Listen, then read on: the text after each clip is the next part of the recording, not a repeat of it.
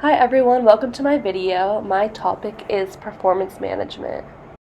The definition of performance management is that it's a continuous process of identifying, measuring, and developing the performance of individuals and teams and aligning performance with the strategy goals of the organization. The first concept I will be talking about is performance appraisal. This is a systematic review and evaluation of job performance and the provision of performance feedback. Hi, welcome to Taco Bell. How are you doing today? I'm good, how are you? I'm good, thank you for asking. What can I get for you today? Can I have a cheese quesadilla, please? Yep. Is there anything else you want? No, I'm good, thank you. Alright, your total is $3.79. 2 minutes later. Alright, here you go. Thank you. You're welcome. Have a nice day. You too.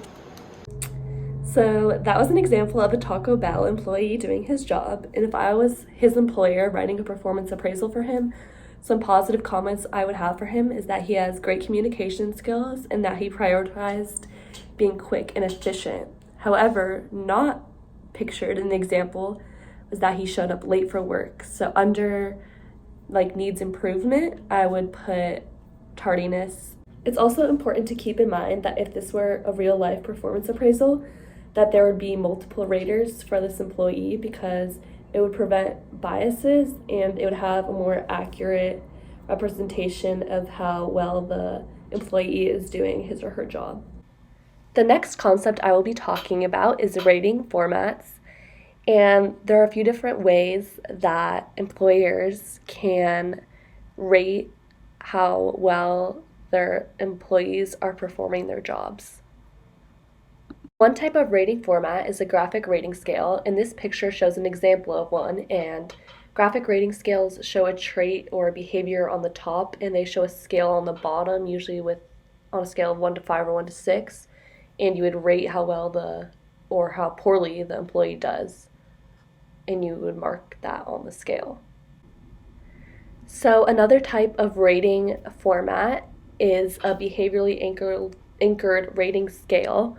This is pretty similar to the last example, except for, as you can see, this has behavioral descriptions as the anchors, and it's more specific and it's more directly targeted at the specific job that it's measuring. So another type of rating format is a checklist. This image shows an example of a forced choice checklist because it lists the trait on the side and then it only gives the rater 2 options to pick from, and it forces them to pick whichever choice they think fits best. I wish I knew how to make this drink better for my customer. It's okay. Here, I can help you out. You just gotta add some water to it. Oh, thank you. Yep. There you go.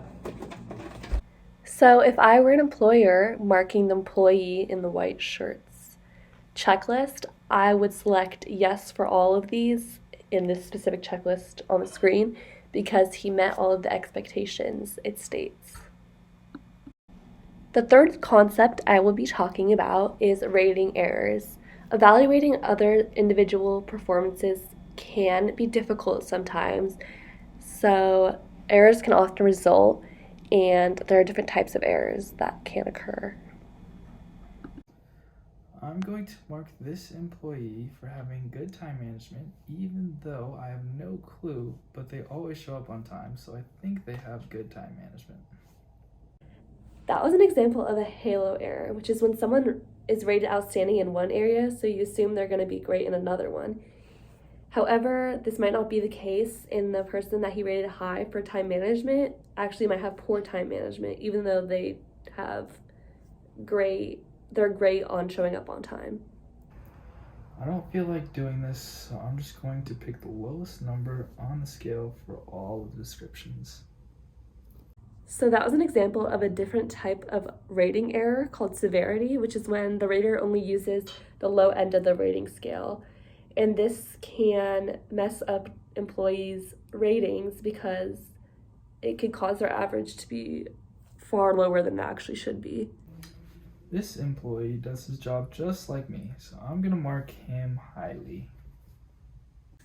This is another type of rating error, and it's called the similar to me error, which is when raters give more favorable ratings to employees who are similar to themselves.